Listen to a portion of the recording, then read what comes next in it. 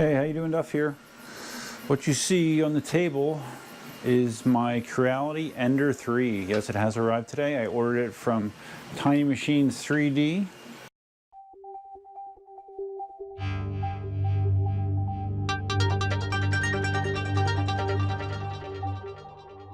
For some reason, I didn't think that I had to, I thought this was like some other printer builds like my Anycubic i3 Mega, where it's basically you're just putting the two axes together, plugging in some connectors, and you're done. I just watched a quick video on the Ender 3 install. It's not difficult. It's just more than I thought I was going to be doing, but that's fine. I think I can handle it from watching the video, especially compared to a Prusa build, much less involved than that. So the instructions are just pictorial. Just pictorial, so, but I think we can hammer our way through this. So one of the nice things about buying this kit through Tiny Machines is they check everything ahead of time. This kit actually has the all metal hot end installed. That was a Black Friday deal that they were doing. I also opted for this polypropylene build surface, which I have on my 10S Pro, which I bought that build surface from Tiny Machines as well. So it's nice, but you know, they flash the firmware, they put special firmware on here. So this is definitely should be a better out of the box experience than you would have with most Ender 2s, or Ender 3s, I'm sorry. So the first thing you have to do is install, I can have you sit right here, I guess. Install the vertical extrusions. And let's see, each of the same height, but one has two sets of holes on it, where one only has one set of holes. The one with two holes is what is going to get connected here on the right hand side. It's going to sit on there like that, and I need to locate M5 by 45 screws. All right, they give you a bunch of tools here. Oh, wow, another cutter. I got a lot of those. All right, let's get that out of there. Okay, we got a cutter. Put that on the floor. All right, I'm looking for my screws. All right, or my bolts. This looks like what I need. That's cool. They actually have the bolt size identified on the bags. That's nice. I built an Ender 2. I have an Ender 2 that actually I'm still using at work, and that was actually much more involved than this appears to be. So I really shouldn't complain. All right, so yeah, these are my M5 45s. Okay, so like I said, the one with two holes, which is for the power supply, goes on, if you're looking at the front of the machine, it goes on the right. But the holes to mount the power supply should be facing in, not out. Making sure these are good and snug. You always want your frame to be as stable as possible. I don't want to go crazy tightening it, because I think you could actually strip this out if you really tried, but you do want to make sure that they are snug. All right, so that side's on. Let's flip it around. It's a little awkward, you know, you have all these wires and the hot end is attached. It's a little bit awkward.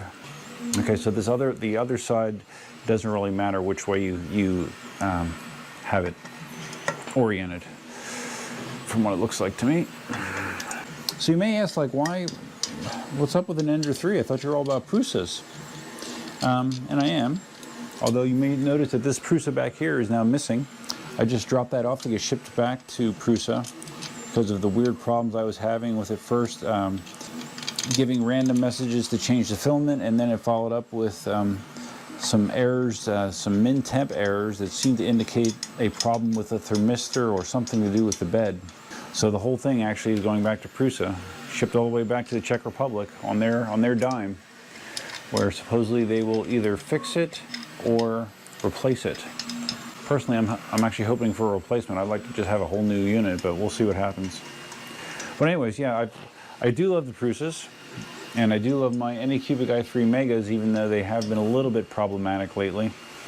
But multiple places I keep hearing people talk about the Ender 3 and just like how much of a workhorse the Ender 3 is, and some of the really nice quality prints that they're getting out of the Ender 3. So I figured I would take a flyer on it. I saw an ad on Black Friday or the day before Black Friday from Tiny Machines about the special that they were doing, and this was $289, I believe, with the all metal hot end, and it looks like they put like a Capricorn style Bowden tube on here, you know, better Bowden tube as part of the upgrade. And then I paid an extra, I don't know, 15 bucks or so for the different build platform. So I just thought I'd take a flyer on it, see how it does, see how I like it compared to the Anycubic i3 Megas, because that's really a very similar format printer as this. So we will see. All right, got those both on. Step 1 complete. Step 2, we are putting the power supply and the control panel on. All right, so let's spin this back around. Trying to not bend shit. Okay, so the power supply goes over here, and it goes like this, evidently. Okay, right there. All right. So we're using M4x20 screws. 2 of them. Always when you're building, now Tiny Machines does this for you, but whenever you hook up a power supply, you want to make sure, if you're in the US, that this little switch here is slid to the correct voltage, 115 instead of 240. You can have a very bad day otherwise, so yeah, make sure that that is correct. Get that up here. So I've bought a number of accessories off Tiny Machines before, but I never bought a printer because, you know, they always were slightly higher than like if you bought direct from a place like GearBest or even Amazon. They were more expensive. But you are dealing with a US-based company, and if you have any kind of problem, you get really good support. You know, if you buy overseas or from Amazon, you get no support whatsoever. So I don't know. I just thought I'd give them a chance and throw some business their way. They've been around for a decent amount of time. Okay, 2 screws. Bang, bang. That's in. All right, the control panel right here. You want to make sure that you're not touching the IC board in the back. That's all possible. And this mounts like this, like this, like that, just like that. All right, and this uses M5x8 screws. This is better than I remember with the Ender 2, that everything is marked. The parts are labeled clearly. I do not remember that being the case when I built my Ender 2. That build was sort of a hassle, if I remember correctly. All right, so we got my 2 screws here.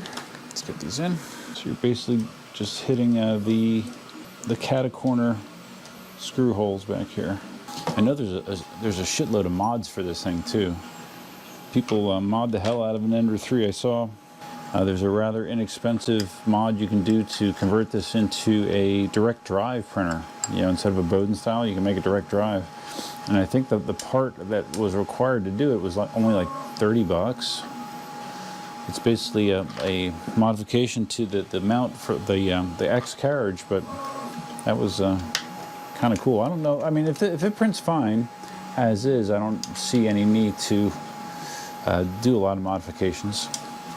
I already have my Prusa's, which are direct drive, if I need to print stuff like flexibles. Okay, that's on. All right, so far not so bad. Okay. Step 3, the Z-axis stop. So the Z goes over here. Okay, let's find our Z-axis stop. Bunch of spare parts in here, actually. Oh, I think Did they upgrade my extruder as well? Oh yeah, you also get this is the stock extruder arms, which is plastic. They put a metal extruder end on for you as well, so that's kind of cool. Oh wow, I got a bunch of extra nozzles and fittings. Okay, here's my Z limit switch. All right, so okay, this has T-nuts on it. Those of you that have seen me do other build videos involving T-nuts, you would know that I'm not a big fan of T-nuts. For some reason, I seem to have an issue getting them in consistently. All right, let's do this. There we go. A T-nut literally looks like a T. And oops, you're turning. You want it to stay flush in the slot. You don't want it to turn on you, which this is. All right. Tighten that up a little bit so it doesn't turn. I'm getting it in the slots here. You can see how a T-nut gets in. All right, come on, get in there. All right, trust me. Let's loosen that a little. Turn that. Okay, there we go. Now I'm going to just snug this a little bit so it can't spin on the way down, because we're just going to slide it down this extrusion. There we go.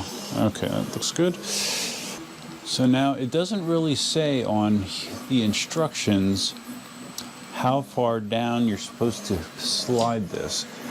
The video that I saw said that the bottom of this should be about 32 millimeters from the bottom of the extrusion. So let's see if I can get it close to that. Oh, well maybe not. Okay, well maybe not. This actually has a little stop right here. Maybe that's a new addition. It has a stop that actually hits this extrusion here to stop it. So I assume you just go down until that touches and tighten it up. It's definitely an easier approach. All right. Now the other thing we're supposed to be doing is attaching the Z motor, which is this. That goes back here. Let's just move that out of the way. That goes right here. And there are two M4x18Ps that have a beveled edge. That's what we use to attach them. So let's try to find those. There we go. That looks like an M4x18P. Yep. Empty bags on the floor. And that's my organization method. Be lining these up as we can. Shouldn't be too bad. Where's my other screw at? Looks a little crooked to me. All right, I just sat down a bolt somewhere. I dumped it. Oh, there it is. Okay. Trying to get in this nice and square. Okay, good and solid. Step 4 complete. But wait, no. Step 4 includes dropping in your Z rod. Just want to put it in there. You don't want to tighten it yet though. Just let it sit in there loose. Okay. Looks like we're moving on to the X-axis. Which it's one of these two extrusions. Okay, one of these is shorter than the other. I believe the shorter one, this is what goes across the top. This other one is longer and has more screw holes in it. This is what you want. Okay, so this is where it gets a little wonky with him just using pictures. Okay, so here's the assembly. See my nice metal extruder arms? Very nice. All right. All right, so it goes like this. And I think you have to insert your screws through the back. And they are M416s. These actually have some washers attached to them. All right, so what I'm gonna do, oh, is that from you? Thank you. Love you. Cindy just brought me coffee. All right, so we're gonna get these started. Oh, this is awkward. It looked awkward on the video, and I see why. I have to kind of drop these in from behind. There we go. And then stick it in here. You basically have to, whoa, don't fall out. You basically have to screw through these holes here to get to it. All right. Okay. Watch and enjoy. This should be fun.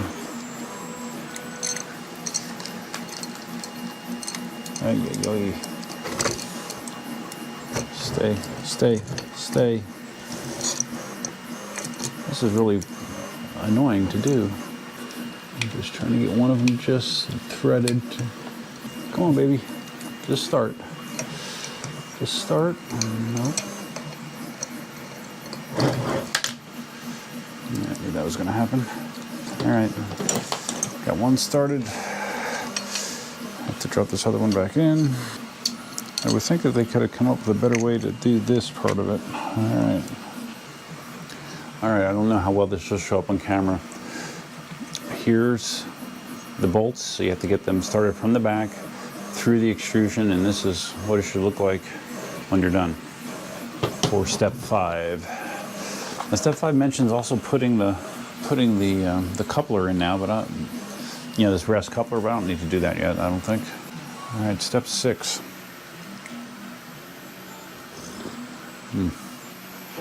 Uh-oh, where'd my other one go? Oh, there it is, okay. All right, so now it's actually having us, This is weird, it has you thread this on. All right, so you're putting the hot end on the extrusion, which is pretty simple. Okay, hot end on, but then you're attaching. Yeah, see these picture instructions. I remember them kind of sucking on the Ender 2, and they aren't so great on this one either. All right, so that's the back. So now we got to put this piece on. That's going to be going like this, I think. Is that right? Yeah, that's right, I think. Yeah, it goes like this. And then it gets attached with the last 2 of these M416 screws that you have. How are your holidays going? Mine aren't too bad. We're gonna hopefully go out for a ride to Victoria Park tonight. Cindy on the Mini Pro, me on my 16X, more than likely. Okay, so there you go. I have that end piece on. The hot end assemblies on the rod. And so that completes step 6. Time to take a sip of coffee. Step 7. Okay, we're putting the tensioner on, the belt tensioner. So which is this thing here. It's another T-nut. This uses, it has its screws already attached. So you just have to slide these in, making sure that the T-nuts are actually seated in the slot. Okay, I'm just snugging these up very lightly because it's going to be moved when you put the belt on, which I believe is the next step. Okay, step 8, here we go. All right. So the belt needs to go with the teeth facing the drive gear, obviously. Come on.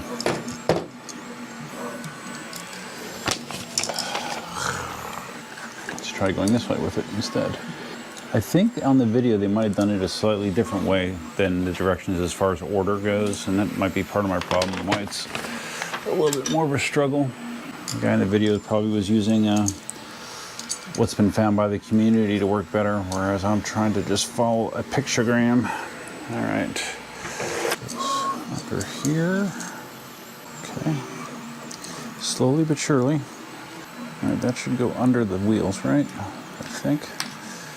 Okay, so underneath, this just basically loops through, and there's a little brass fitting on the end. Comes around, same thing. See that? So now we need to make sure that this is underneath the drive wheels here, because I'm not sure if I can get it under there without, I don't think I can.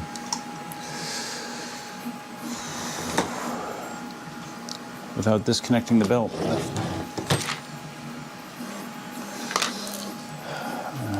Dumb Sean. Okay. All right, let's take that off. Let's go back through here.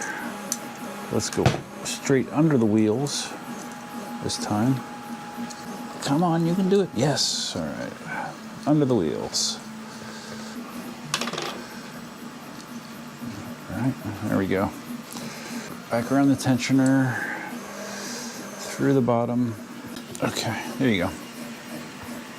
All right, so there you see how it is on the bottom and on the top. The belt runs underneath those wheels. So at this point, I think I just tighten it up, tighten the tensioner. 14.9. Basically just loosen these up, push out.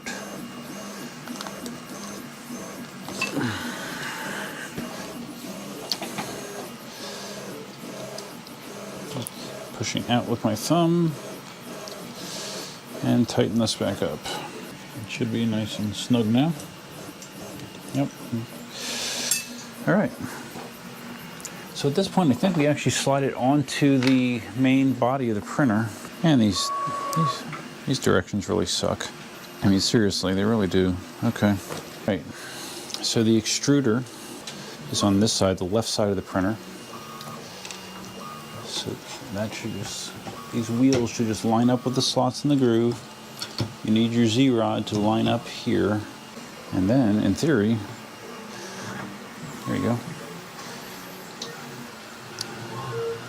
It just slides down. Just like that. Beautiful. Okay. So once you have it slid down, at that point we can tighten this coupler up. I didn't realize that the Ender 2 or Ender 3 only has one Z drive motor.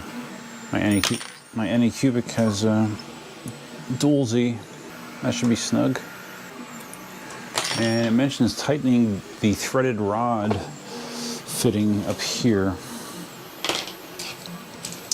but not too tight. I remember with my Ender 2 that if you tighten this too much, it would kind of like bind. It was not a. Yeah, it's already tight, so yeah, it spins easily. That's great. Okay, let's have another sip of coffee. All right, we're making some progress here.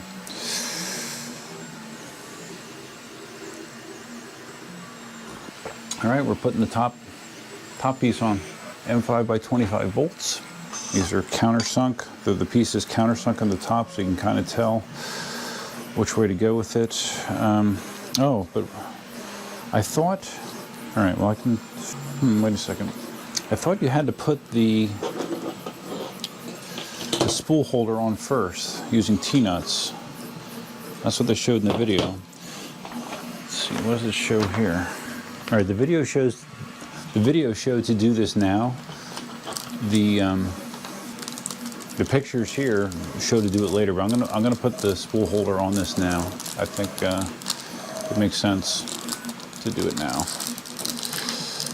All right, so we have our T-nuts.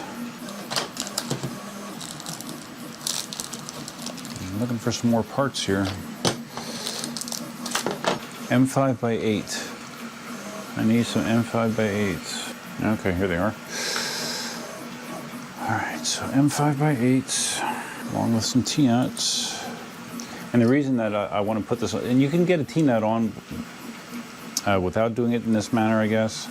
It just makes it easier because this way you can slide it in from the end. Okay, so you want it going front, so you want it facing back. T-nuts. T-nuts turned the right way, very important. Now, the guy in the video said that it should be approximately 12 centimeters over from the left side. I'll measure it later. Okay. All right, so I just want to get that part of the spool holder in. Now we can use these big Wampin M25 by M5s up top. This should lock the whole frame together. Should be nice and strong after this. Where's my monster Allen wrench at? Just trying to alternate sides as I tighten here. Okay, nice. All right, we can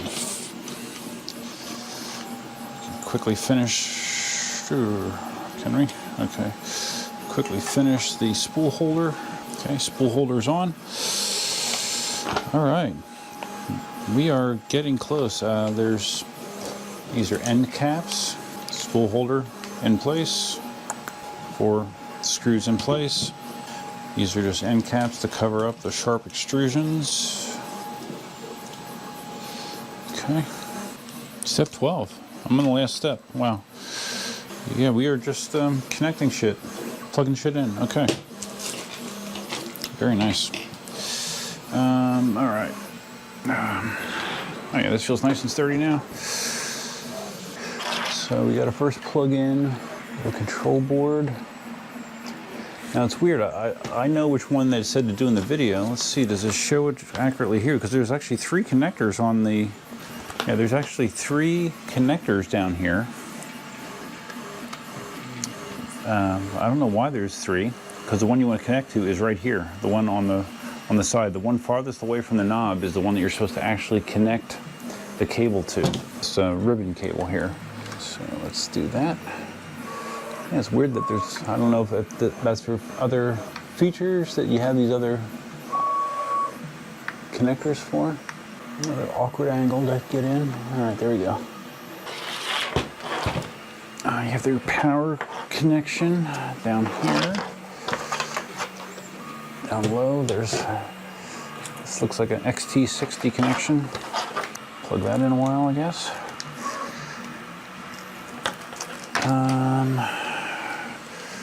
What else? These are labeled. Okay, this is extruder E and X, all right. So the extruder is going here. Extruder right there. And then we have a big and a small X. The small X is for the stop, the Z stop, or the X stop, I'm sorry. The big one goes into the actual stepper motor. And this goes into the Z stop connector in here. A little weird to get to. No, that's not the easiest thing to plug in, all right. And let's see, what's this one down here? We got more of them. This is probably the Z end stop. Yes. All right, where does that plug in? Z end stop plugs in right down here.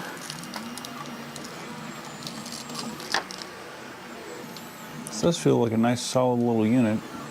End stop plugged in. And then we need the Z stepper motor to be plugged in. All right. And I think that's all of our electrical connections. All right, so we do still need, all this shit goes. I figure out, I guess these wires all just go off to the side. They do include some tie wraps. They don't talk about cable management. You know, step 12, you're just hooking everything up. They don't talk about cable management, but we'll come up with something. I need to plug in the Bowden tube here, for sure. So that's gonna go into here. So we need to screw in our fitting. And this should just push in. And they include one of these little locking clips. This should help to keep your Bowden tube from pulling out unexpectedly.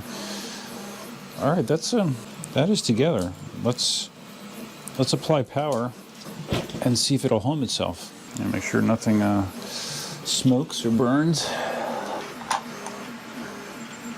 That wheel spun off. Nice big adjustment wheels if I can get them on. Okay. We are going to apply power. A bit of a nerve-wracking moment. Okay. Let's turn it on.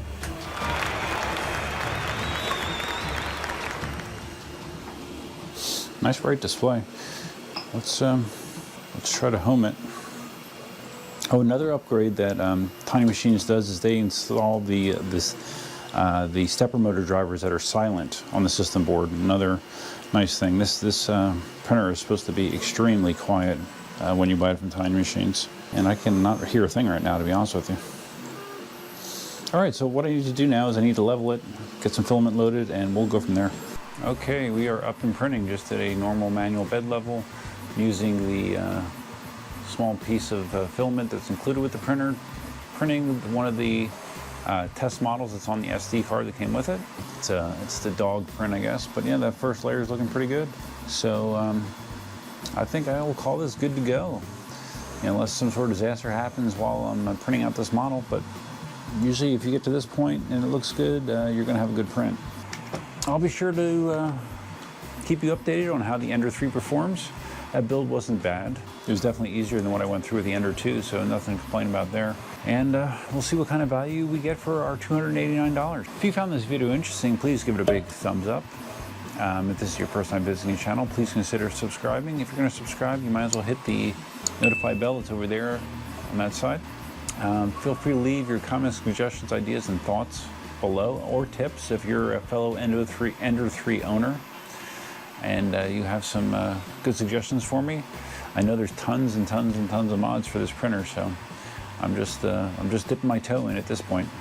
But we'll see how it does. We'll see how it performs for me long term. Everything I've heard is it's a real workhorse, so I'm hoping that's the case for me as well. So that's all I have for you for now. Hope you have a great weekend. Until next time, Duffman out. And now to clean up the mess, the mess, the mess.